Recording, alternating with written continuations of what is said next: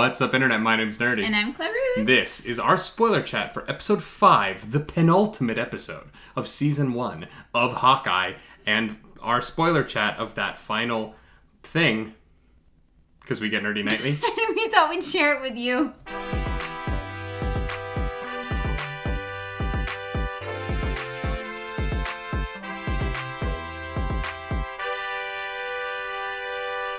That is right. I really thought the first video from our new space would be some like ceremonial moment.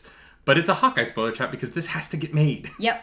It came out today and we're doing the dang thing. So. Yeah, welcome to the new room. We got a blue wall. We got 2 shelves instead of 1. It's messy back there. Don't look too hard. And I thought we weren't going to have a door in the frame, but we still have our closet, so... Welcome. Yeah, you can kind of you're see right. it. Well, we could maybe next time we'll zoom in a little bit. Yeah, maybe. But we got a new episode of Hawkeye this morning. Mm-hmm. The penultimate, as I said, the second to last, and boy, howdy, does it feel like a second to last episode. Oh God, yeah. It was like, everything needs to happen right now. So buckle up. But also nothing really needs to happen. Yeah, it's very weird. Mm-hmm. I don't know how they balance that, so it's strange. It's just a typical second to last episode. I'm not saying that's a bad thing. I'm just saying that, like... It is setting up all of the dominoes to fall into place for episode 6. Yeah. There's 2 kinds of ends of season, right? There's the Game of Thrones end of season, where episode 9 is huge, and episode 10 is the fallout. Mm-hmm. And then there's, like, everything else, where episode 9 is set up, and episode 10 is climactic, right? Yeah. And so we very clearly get that one. Mm-hmm. But in setting everything up, we did get some fun scenes this week, and it was really fun. Mm-hmm. And like just warmed my heart to have Yelena Belova back. Oh God, I love her so much. Mm-hmm.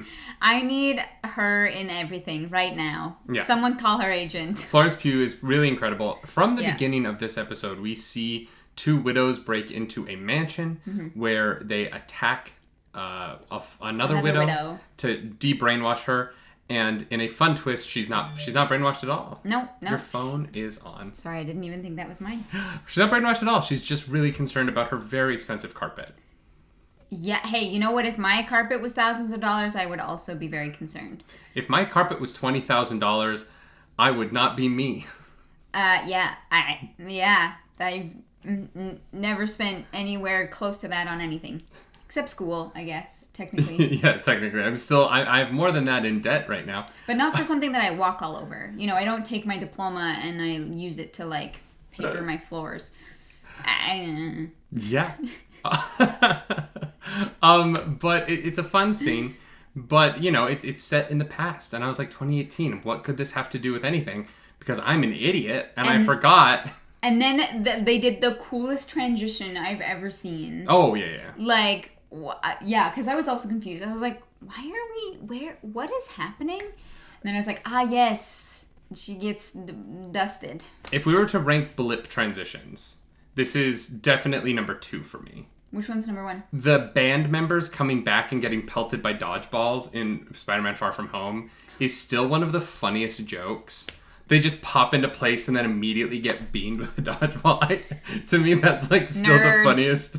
It's the funniest. And I was a band kid. Like I'm those are my people, but it's just that was a good bit. But this was a fantastic way to show the blip. Mm-hmm. Different than how we've seen it before. Like, you know, we've never really seen the walls like ripple into place like this when people come back.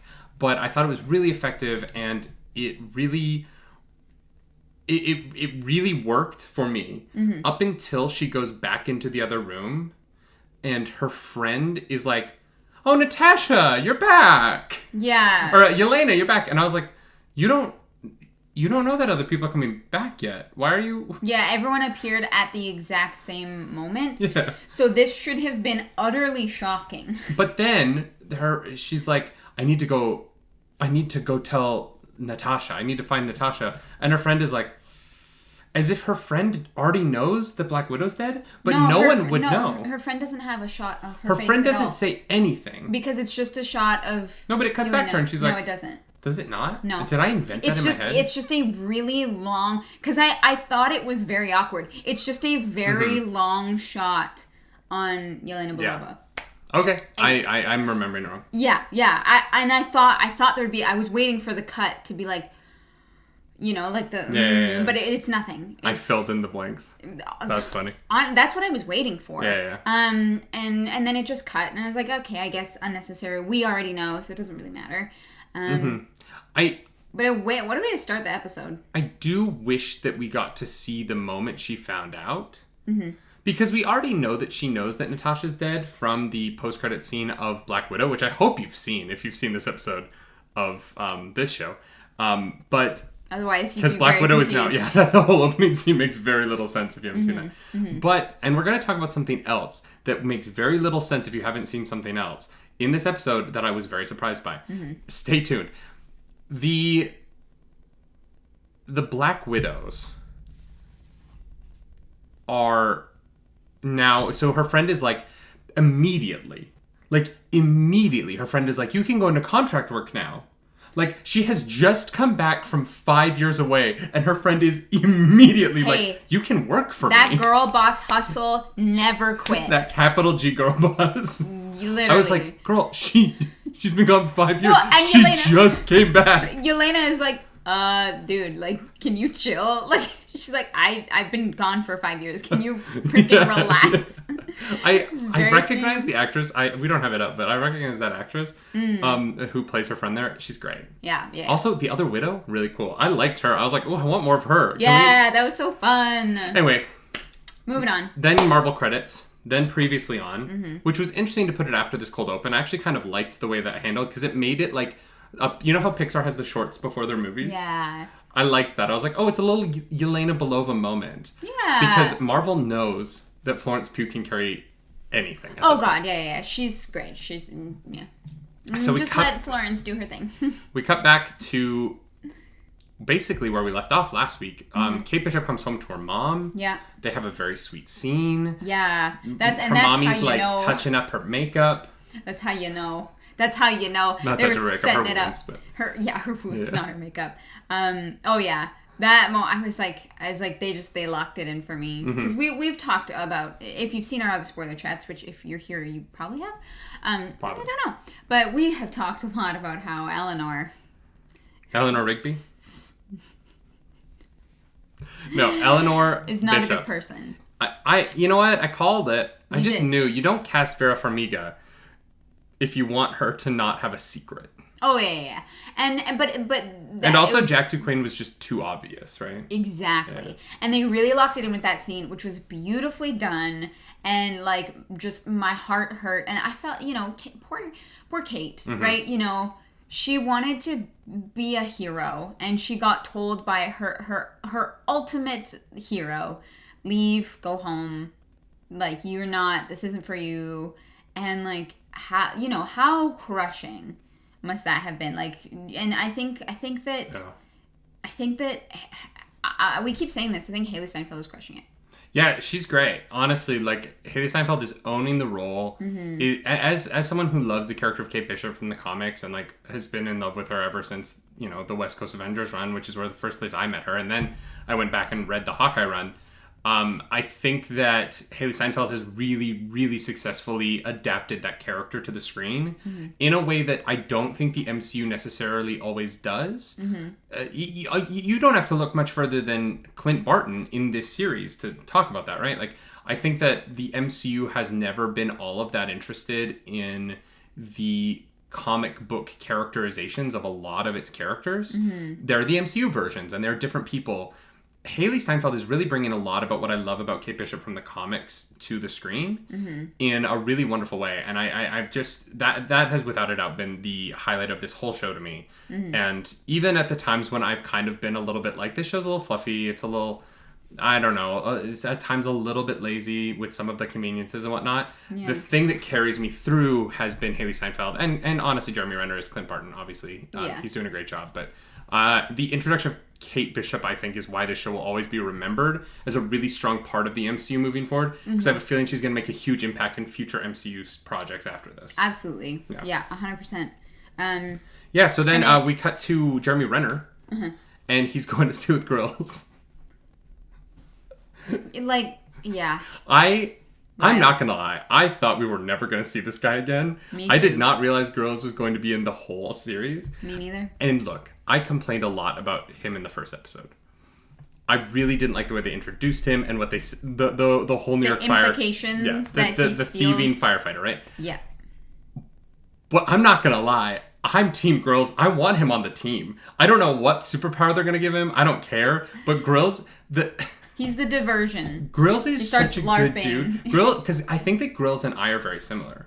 Yeah, I could. Where yeah. he's like, I've got this hotel. Can you take care of my dog? And he's like, dude, no, you're not staying in a hotel. You're staying here, man. I gotta Take my bed. Take my bed. I was like, that is the most like I'm not saying Grills is Canadian, but there's a chance that Grills is Canadian. It's He's in a him. dual citizen. Dual He's a dual citizen. 100%.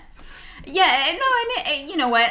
It was silly, I think, in a way that he's there, but also I do like the character, and I thought it was fun. I don't understand why Jeremy Renner has no contacts in New York. Yeah, it's New York City. It's New York City in the Marvel Cinematic Universe. Yeah.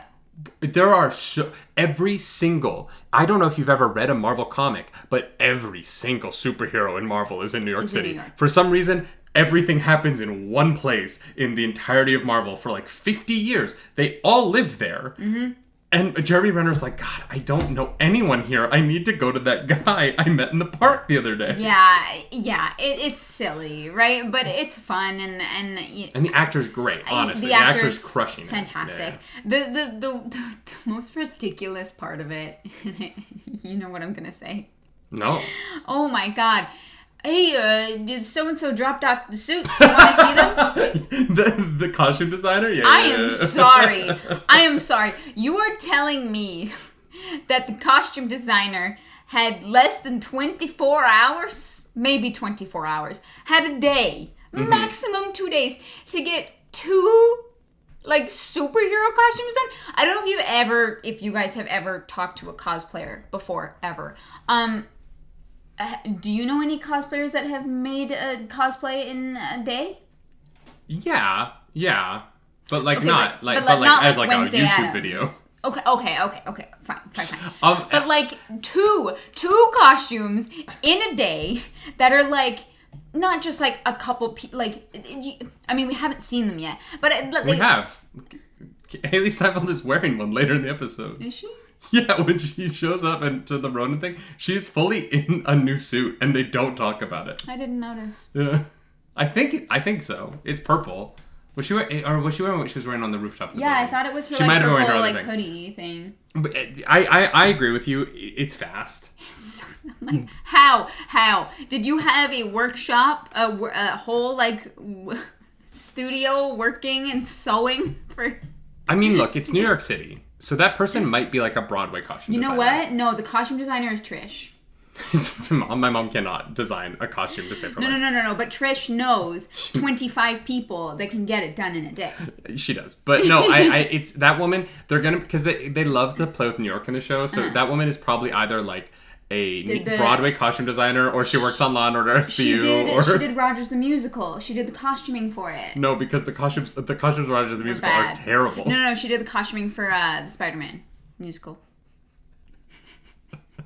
Could you imagine if the freaks in New York City right now. Question, do you think that musical exists in the MCU? We have Rogers the Musical. Do you think that the Spider-Man Turn Off the Dark exists? Exists in the MCU. Guys, I want to know. Chat, comment below. I need to know. I saw Spider-Man Turn Off the Dark 5 times. And my favorite lyric... You're a mad lad. My favorite lyric in the entire show is in the song Bullied by Numbers, which has the chorus, bullied by numbers, bullied by numbers. A song that's so bad, it's not on the cast recording of the show. The song is so bad, they cut it from the cast recording. And there's a moment where girls start walking around in like heels, and they're like, Peter, Parker, Parker, Peter, Peter, Parker, Parker, Peter. It's insane. Spider-Man Turn Off the Dark, I could literally talk for like 5 hours hours All right, about every moment. That'll be a separate video. Yeah. Comment, turn off the dark if you want Nerdy to make a video purely based off of the musical. Oh my god. I literally, and the thing is I had so many friends in it. There's one of the first Nerdy Nightly podcasts. One of the very first episodes of like a Nerdy Nightly, this company started, and I asked my friend Brett Thiel, who was one of the tumbling Spider-Mans in the show. He came onto the Nerdy Nightly podcast to talk about Spider-Man, and we spent 40 minutes talking about The Bachelor. Oh my god. It's the best conversation I've ever had. Anyways, comment, turn off the dark if you want that video. That was long aside. You're good. But... Anyways, the costuming gets done in a day, and it's silly. Look, she's quick. She's quick. You know what? Maybe she just had the template, and she had one of those new auto sewing machines, and she just was like... She had a 3D printer, and she just put... No, that would take way longer. No, that would take way longer. You're right. Anyway, moving on from the costumes. Clint falls asleep on the couch. And this is where I kind of want to go back through the show and count how many nights there are. Because I feel like we've had an absurd number of nights. Yeah, because doesn't he have like 5 days to get back home for Christmas or something? Yeah, and this episode is 2 days. Yeah. Because when they are back with girls, when we'll get through what happened, but when they get back to girls are having breakfast again. So this episode takes place over 2 days. Yeah. Yeah. It's strange. I definitely want to go back and watch just to see how much time has passed, because I am a little bit lost in the timeline when normally it doesn't matter, right? Because they explicitly said 5 days, I want to understand when things are happening. Because it feels like it must be Christmas Eve now. Was it 5 days? Yeah, at one point. Because I don't remember. But I don't remember when his wife said 5 days. So. Yeah. So that's the thing is. Normally it wouldn't matter, right? If we were going from day to night, that happens all the time. But because the writers have set out a specific timeline, us as the audience, we are thinking about it, and it does matter. I don't know where we're at in that whole shebang. Yeah, I also want to know why none of the Avengers have called up Clint to be like, hey, did you drop a giant arrow on the Williamsburg Bridge? Like, I'm surprised Hank Pym hasn't called him to be like, hey, maybe don't do... Anyway, so Clint and girls hang out. He goes to bed. And then... But that's like the middle of the day. Mm-hmm. Or that's the previous night, whatever. Yeah. We wake up. Oh, in the conversation with Kate and her mom, she's like, check out Jack Duquesne, Sloan, whatever, investments or whatever it is. Yeah. Shell company. Shady shit. And her mom's like... Her mom does the thing that, like, I appreciate in movies, where her mom's like, I don't believe it, but she plays the I don't believe it, right? Yeah. She's and what she says is like, you know what? You're my daughter. You're working with a internationally renowned super spy Avenger. Mm-hmm. I will follow up on that lead. Yeah. And she does, maybe? We'll see about that. So then Clint calls his wife, and we get another fabulous scene with the ever gorgeous and just so beautifully talented Linda Cardellini as she sits in a chair somewhere far off from the show. Yeah. Just getting paid. Oh yeah, she must have had the easiest days on set ever. Like she'd just be in this days. You think Linda Cardellini was not on this shoot? She's probably there for a day. They went, okay, Linda, did you memorize all the monologues? She's like, yeah. She's like, they're like, all right, so monologue 1 we're going to do in this chair, and then monologue 2 we're going to do in that chair. She worked for 5 hours, and she was done. She crushed it. That's a wrap. Yeah. So, and this is where the crux of this episode for me doesn't work. She's, I'm so sorry. She's Velma in the Scooby-Doo movie, right? Yeah. Okay. I think so. That's her, right? Pretty sure. Sorry, I just saw her I'm face in my 99% head. sure, but now that you've said it, I feel insane. Go Linda Cardellini and then do... Yeah, she is. Yeah, Scooby-Doo. Yeah. Right? Yeah, Scooby-Doo. It says right there. Yeah. Okay, we're fine. Yeah. I was like, wait a second. Anyways. You know that feeling where you know something's true, but you have to verify it, because if you're wrong in a video on the internet, you'll hear about it forever. Oh, you get roasted! Anyways, they have a great scene. I hate this. Oh, what? I hate it so much. Okay. What? So Clint calls Linda Cardellini, his wife, to tell her that he is going to have to do some shit to get this all handled. Yeah, and he tells her that the watch has been found. She is like, you're not calling me for permission, but you know I love you. And they have a great relationship, and I was super into that. The conversation's fantastic. Mm-hmm. But the scene sets up that Jeremy Renner is about to go AWOL and go do some shit that he maybe shouldn't do. Mm-hmm. Cut to, he is dressed as the Ronin, and he goes to fight the mob, and he doesn't kill a single person, and he behaves admirably, talks to Maya, takes his mask off, lets her know that he's the Ronin. Like, he literally behaves the exact way that we would have expected him to. Yeah. And so the phone call with his wife, I'm like, why did you make it seem like he was going to go crazy? Not just a phone call with his wife, his, like, speech to Natasha's plaque. Being like, forgive me. That too, yeah, which was very sweet. I loved that. Very sweet, but yeah, it definitely set up that he was just gonna go, like, kill them all. I thought he was gonna go try and kill Echo. And he very much does not. He doesn't. And I was like, why did you... It was a weird setup that, did not make any sense. There's no payoff. Yeah. It was such a, like... It was such an overreach with zero pay. I was just kind of like, wait, why? Why do this? Yeah, it was like they put in the movie trope without the reasoning for it. Yeah. You know what I mean?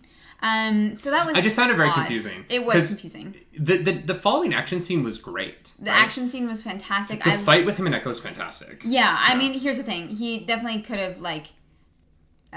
he could have taken out Echo if he wanted to.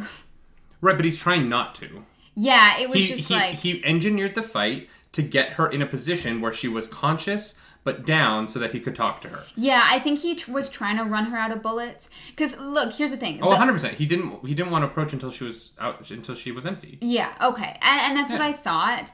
But for a moment, I was like, wait, why are you, like, running around when you can clearly... When you can sneak up on her when you did it with everyone else? But, because guns. Yeah. And also, the Tracksuit Mafia are useless, and she's not. Although, probably fair, like, I don't know if this isn't offensive, but I feel like it would be fairly easy to sneak up on her. Yeah. Right? Like, she wouldn't know that you're coming. Yeah, I mean, depending on, like... When you are deaf, my understanding is that your other senses can be heightened in certain ways. And so... Oh, sure. But, like, but if you're behind her... I guess. Maybe you have to step really... Like, I don't know, maybe her, like... She's not Daredevil. She doesn't have Echo... Well... Yeah, she becomes Echo. We'll get into that whole thing. All right, that's a whole conversation. Echo. Yeah. Mm-hmm. That will happen later. But I do agree that he was definitely trying to get her out of bullets. Yeah, which just seemed weird because that was not the setup that we were given. But they had a really great scene, and I think that the sometimes not that like interrogation, but the like conversation, a lot of times in those scenarios feels very tropey and like. These are the points we have to hit. Mm-hmm. But it didn't feel like that. It felt like it was a real conversation. I was confused by it, though. Like, I don't really know what Clint was trying to achieve. So, Clint is saying that like, her boss, Kingpin, is responsible for her dad's death. And ordered it, right? Yeah. That's why she asked the other guy, why weren't you there that night? Yeah, 100%. No, I get that. I'm saying that, like, Clint knows that this woman wants to hurt the Kingpin so bad that he'll do anything. The Ronin, sorry. And so he reveals to her that he's the Ronin and puts his family in danger. Well, no, it didn't seem like a necessary step. To me, I saw it as, like, an olive branch. Like, this is me and this is my face. I'm telling you the truth here, and it's very clear that, like, truth and revenge is what you're looking for. You're looking for it in the wrong place. And I don't think he can't... still stab a sword through her dad. Like, whether or not Kingpin ordered it, which gives her more targets, he still made himself a target to her. Like, I don't think that she's like, here's the thing. Okay, someone else ordered it, but like... But no, here's the thing. She is part of the mob. Yeah. That's what the mob... someone higher up than you tells you what to do, and you do it. You take No, but orders. you still kill the guy who killed your dad. And the guy who ordered it. You take out both. I mean, I just was like... Here's the thing. Echo already knows. Echo had, like, the list of his family. Echo already knows a lot in this situation, right? And so he's... Mm-hmm. I don't think he's really giving that much away, being like... Yes, it's me. I'm Ronan. If you come after me and my family, you'll die. That's fair. And maybe it is to sell the threat, right? Like maybe him being like, I'm the Ronin. He's if confident. you keep coming at me, I will kill you. Yeah. You're literally saying, you know the Ronin will kill you. Like, you know what I'm capable of. Yeah, exactly. Yeah, and that does make sense. I guess I just was kind of like, you gave away a lot of information there. Mm-hmm. And Maya's not the only enemy that the Ronin has. Mm-hmm. And so it's a lot of faith that she's not just going to be like... That's true. Clint Barton's the Ronin. Like, I'm saying, like, I felt... He pulls the mask down and I was like, you just opened a bag of worms. That this whole episode, it felt like this whole show has been about keeping that in the bag. Like, the reason Clint is doing all of this is to keep the Ronin identity secret. And then in that moment he was like, and it's me. And I was like, what? But he didn't need to. Yeah. And the only way that it stays in the bag is if Echo either dies or never, like, or they become like friends and she keeps that secret. But yeah, you're 100%. Right. And Ronan has a lot of other enemies, so that seems like a poor choice. If you have a secret and you're the only person who knows the answer, and you tell one person, everyone else knows the answer now. Especially an enemy. That's how it goes. Especially the person who wants you dead because you killed her dad. He has no reason to believe that she is going to behave in a rational way. It's true. She hasn't so far. And so I didn't... I understand that that's the direction the show went, and that was the decision that they made. It felt kind of weird to me. Yeah. Like the firefighter decision, like a lot of the show has felt to me. Yeah. There have been weird, like, writing decisions. And the performances are fantastic. Yeah. But the show to me has been marred by some of the logic. It's lazy. And honestly, like... It's like nobody thought it through all the way. Yeah. It does feel that way. It feels like there's, like, beats they wanted to hit. Yeah. And the way they get to those things, it doesn't, like... Doesn't matter. Really. And then they slapped so much talent on top of it that it's working.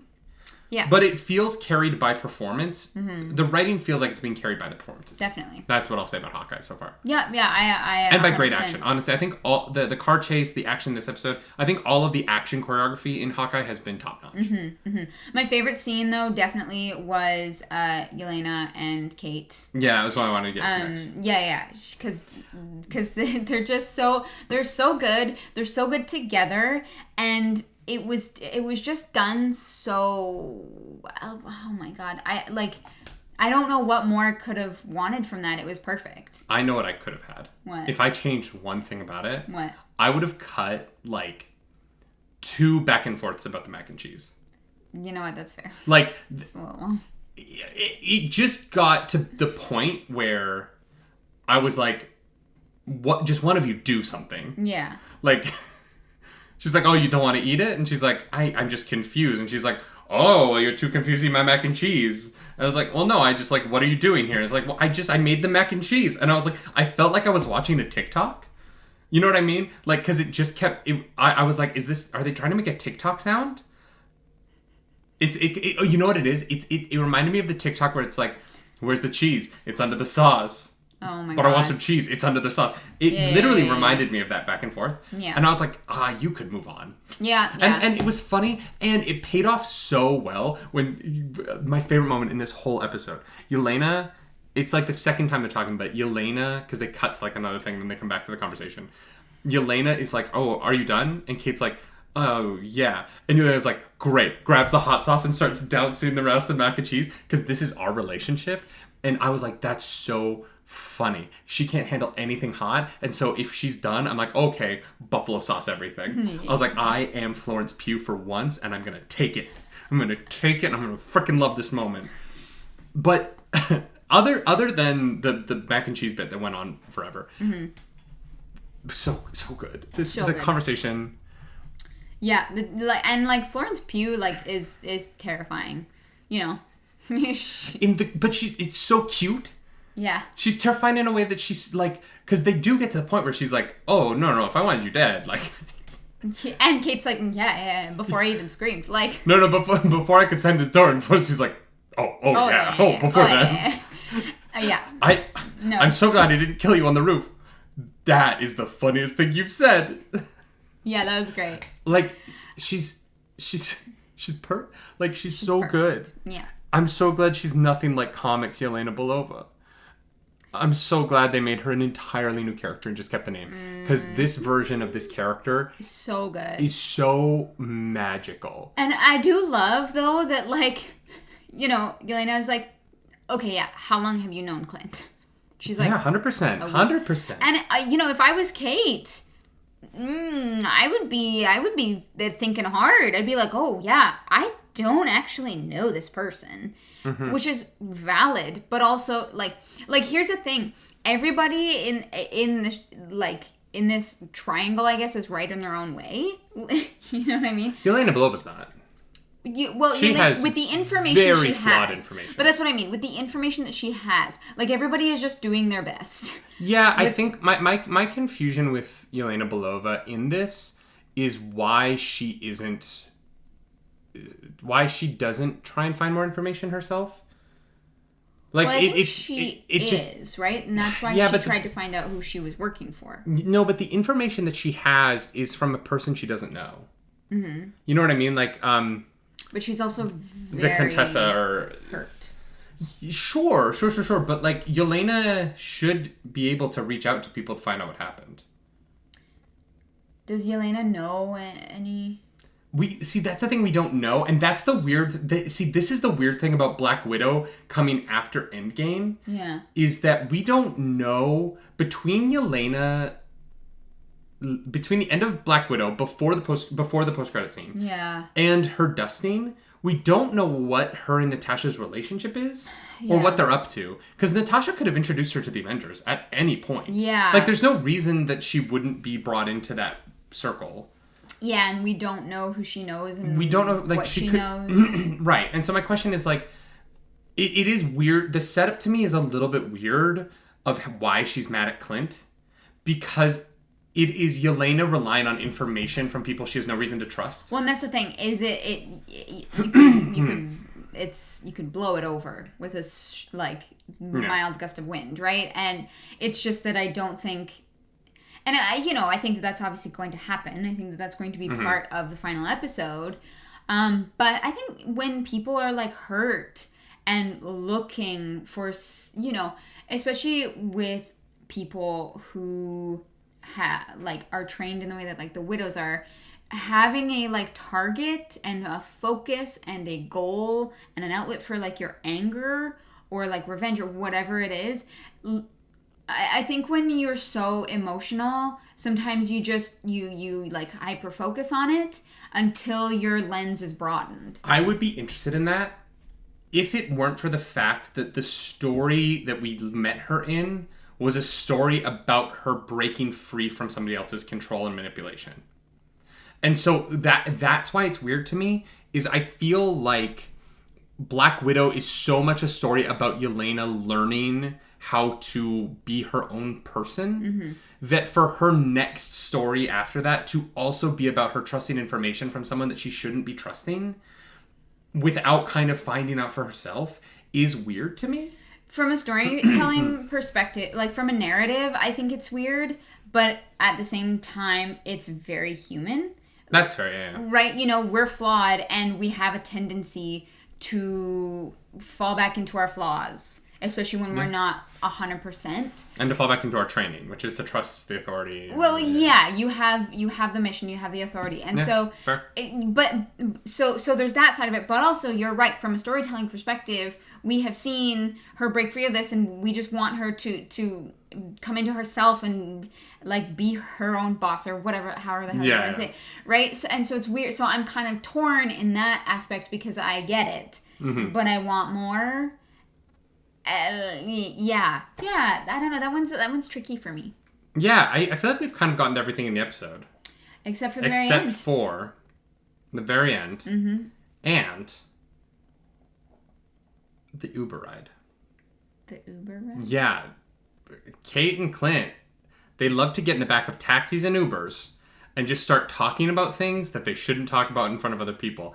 And I just want to say this. Uber drivers are people. Okay? 1, Uber drivers are people. 2, Uber drivers, and there's a lot of them that have like those dash cam things monitoring their car. There have been a lot of conversations in the show that happen in places that might be recorded, and I just feel like Clint is being a bad spy. Yeah. Also, Tabitha, very funny. I appreciated her having a fake Uber account. Oh, yeah. What's your escape plan? Uber. Yeah. Or Lyft. Yeah, I don't know, whichever one. Yeah, I was kind of like, okay, we're doing It should this be thing. Lyft because it's purple, right? It's pink. Oh, but like Hawkeye and Lyft, the color. If I was Lyft, I would have sponsored the show. I would have had them take lifts every episode. All right, so we're getting into our big... Is there anything we missed before we get into the finale? I don't... You said there was one other moment in the show. The Uber. I really wanted... I was like, they get into the car and then they just start talking about it, and I'm like, yeah. There's a Can you imagine? You Being that are an driver? Uber driver, and you pull up Tabitha and Hawkeye from the Avengers, who is very famous. We've established very famous, gets in the car and starts talking about how people want to, or no, I guess all they talk about is Black Widow's sister. Black Widow's sister. Yeah. Wait. Also, his response, he's like, Yelena? Okay. Yeah. He's like, man, checks out. Yeah, that's fine. Like. No, we did miss something. Jack Duquesne gets arrested by the police because Eleanor calls the police on him. That's true. And he is like... He's like, oh, there must be some mistake. I'm being framed. I've never worked a day in my life. And I was like, I kind of believe him. Oh, What yeah. a piece of shit. It doesn't make me like him anymore, but like... Oh, it makes me hate him. That actor is Tony Dalton. I'm pretty sure it's Tony Dalton, right? Crushing it. Amazing. Like... I'm gonna go figure all this out and I'll be back for your Christmas party. Yeah, Cheerio, yeah. ta-ta. Yeah, I'll be here for your Christmas. I was like, oh, you've my definitely God. got thrown in jail before and just bought your way out of it. Like... It's just so funny because I'm like, oh, Eleanor is definitely running this company. And she is literally setting up her fiance to take the fall for her. Yeah. Which is hilarious. Which, honestly, I think it was kind of weird, the reveal at the end, that it happened over a text message. Yes. But can we can we just get to it? Yeah, let's The go. Jack Duquesne moment's great. I'm glad he's arrested. Yeah. Fine. The police did not mention that Kate never showed up to talk to the police. Yep. She said this show just drops things. Yeah. Like, that is a dropped ball. Yeah. For her to say, I will be there tomorrow, and she never shows up, and Mm-hmm. the police never call again, and when she interacts with police later, it's never brought up. Like, it is so weird to me that they forgot about that. It is super weird, yeah. I don't know. I just cut it. Yeah. In the edit, if you cut the whole season, right? Because they cut the whole season weeks before this came out. Mm-hmm. If you cut the whole season, and by cut I mean edit. Yeah. Cut it together, right? And then you know that you're not going to pay that off in any way. That take it cop out. has never been in the show since. Take out the phone conversation. Just cut out the cut out. Yeah. It makes no sense. It's so weird. Unless it's going to come back in a big way in the finale, it's But really silly right now. If that cop shows up and he's like, you never came for a conversation, I'm going to be like, fudge off. Yeah. We get to the final moment. Mm-hmm. And They're just sitting around having breakfast. it's so cute. Grills, I love you, Grills. You're fucking awesome. I swore, sorry. Grills is great. Yeah. He's so great, I swore. I think that actor's really funny. He's been in other stuff, and he's always really great, but, like, you know, he gets to have his moments to shine in this, and I'm really happy for him. Yelena Belova is following Eleanor. Mm-hmm. And she goes into a building. Holding the Ronin sword? Was she holding the Ronin sword? Oh, I didn't see that. How could you not... I thought she had an umbrella. I didn't Was catch it that. an umbrella? No. Did she have the Ronin sword on her? I swear she just walked into a building carrying the Ronin sword. This is the first time we've ever opened the show during the spoiler chat to check something. Yeah. But here's my problem with it, okay? Why not just have Kingpin say something? It's not going to be in there. It's because you watched Hawkeye. Oh, Yeah. snickerdoodles. Just go to the search. Here's my problem with it, is if you haven't seen the Daredevil show, there is no reason for this reveal to be... Oh my god, this is the wrong episode. This is literally episode 1. There's no reason for this reveal to be shocking.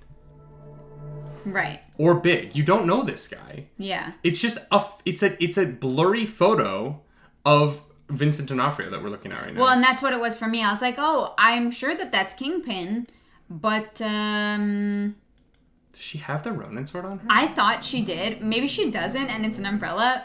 It's an umbrella. It's an umbrella. Yeah. I was like, what are you talking about? She's not walking around with a sword. I fully watched that, and I was like, why does she just have the...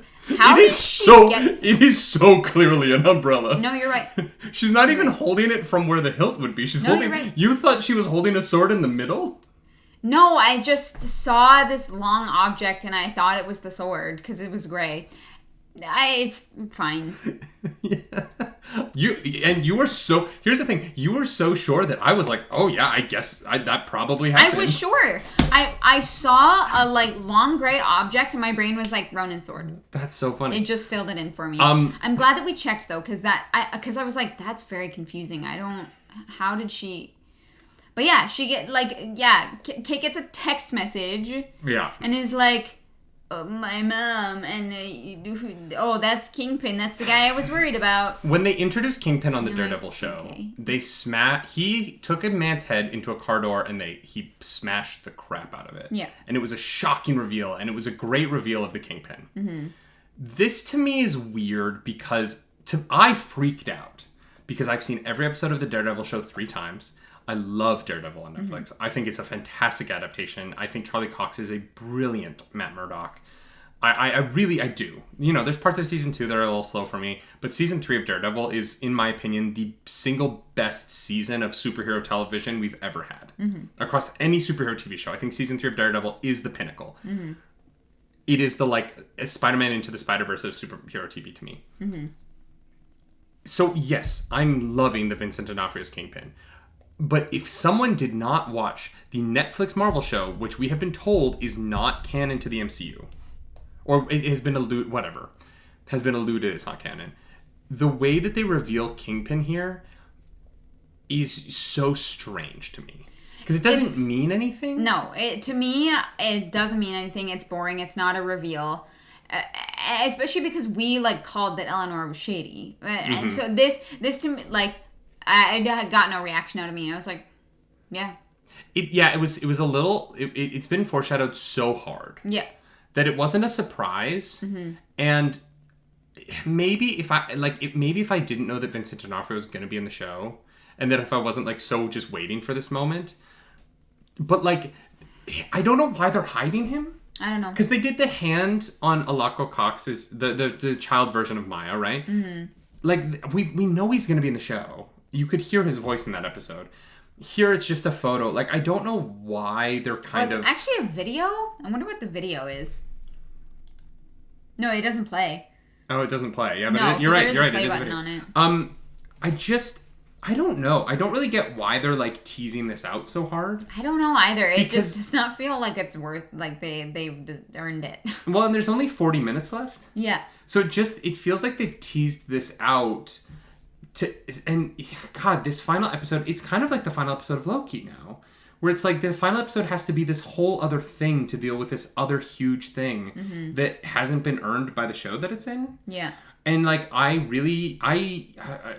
think in the spoiler chat I'm even nicer about this episode than I am in real life. Because I don't remember what we said in the spoiler chat, but I think the final episode of Loki is a major letdown to me. Yeah. Despite the fact that Jonathan Majors gives an incredible performance in it, and there's a lot about it that I like, it is such a departure from the episodes leading up to it. Yep. And I'm worried. Disappointment. I'm worried that this is going to have that same feeling where I'm I kind of wanted to see the finale of the Hawkeye show, not Kingpin the introduction. Yeah. And if they'd introduced Kingpin 4 episodes ago, and he'd been had a scene in each episode or whatever, then at this point he wouldn't need to be introduced. Yeah. But we now have to pilot Kingpin in the MCU, which is a huge undertaking for one of the most important villains in this entire universe, right? They have to do that in a 42-minute episode that has to also pay off the end of this storyline, that also has to wrap up Maya's storyline, Eleanor's storyline, Jack Duquesne's storyline, Clint's storyline, Linda Cardellini's storyline. And set up the Echo show. Yelena Belova's storyline has to be wrapped up. We need to have time for Hawkeye and Black Widow to not kill each other. Kate Bishop needs to have some sort of satisfying ending. And I'm like... Yeah. I honestly think that the final episode, just based on this, is going to be a mess. I don't have high hopes for it. No, I don't think it's going to be satisfying in any way. I think it's going to feel rushed. I think there's going to be a lot of loose ends, and it's going to be the same pattern we've seen before, where they just the internal writing is going to be lazy to hit certain like beats for it, and they won't make 100% sense. But, unfortunately, I'm with you. Yeah. I am. It's just kind of too bad that that's where we are, because there are phenomenal actors working on this, and it's nothing against them. Like the acting team is like 11 out of 10. Yeah, truly 100%. out of this world, and the writing team is letting them down. And it's too bad. They should have tied some knots this episode. Yep, they should. They should have ended some things, and they cut off nothing. We still don't know who the watch belongs to. We still don't know. Like this is this they show. They should have figured the watch should have been tied up this episode, and like we should have been left at a cliffhanger between Clint and Yelena, so that the beginning of next episode was tying up that end, so that we could go into the Echo stuff and the Kingpin stuff. And right now I'm like, I don't know how the hell this is all gonna happen. But you could make an entire finale of this show that's just Clint and Yelena. Yeah. You could write an entire final episode just to tie up Black Widow's storyline. So much there. I honestly, as much as I love Yelena Belova here, and Florence Pugh, I adore you. This is not directed at you. I wish that they had saved the Hawkeye Black Widow stuff for another thing. Honestly, same. I think that it would have been deserving of its own kind of like Hawkeye length show, right? Yeah. 6 episodes. That's not a ton. You can tell a really laser focused story, and it's with characters. It would be a similar like premise in a way with Clint, old hat, Yelena Belova, newcomer to MCU. Yes, she was in the movie, but like having that same kind of dynamic. I honestly, I think it should have gotten its own moment in the spotlight, because it's a really important. Whatever the resolution is going to be very important. Yeah. And it deserves a thought out and meticulous ending.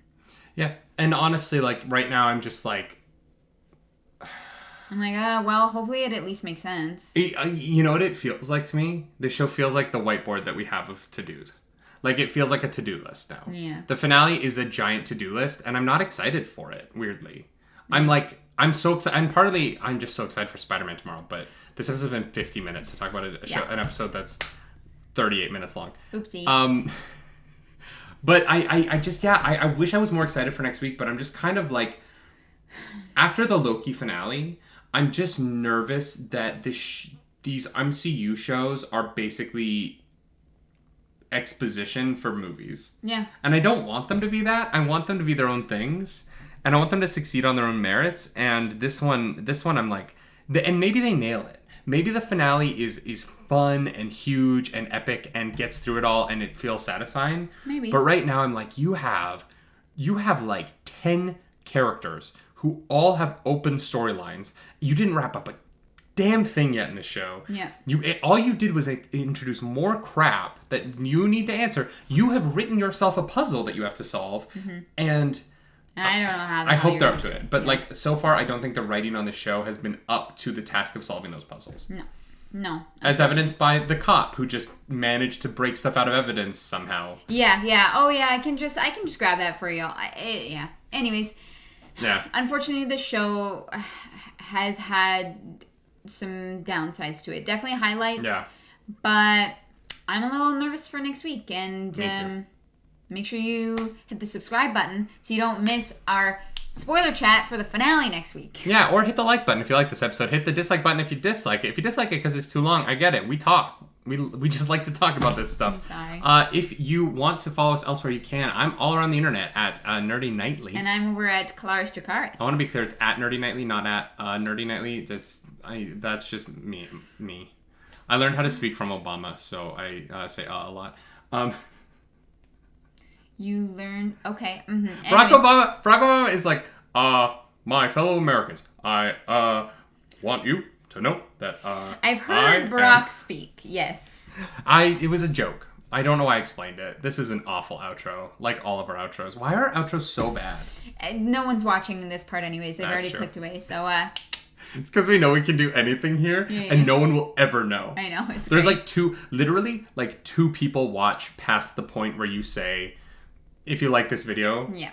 That literally, I can go through our analytics. Yeah. And I almost want to just say random things at the end of videos so that people only watch the end of our videos to see what we do. If you made it this far, type pina coladas. Type pina coladas in the chat. In the chat? In the comments. We're not live. I know. I got there. Yeah. All right. It's fine, and no one's gonna know except it'll be our little secret. How could they know? Do something nerdy tonight. Bye. Bye.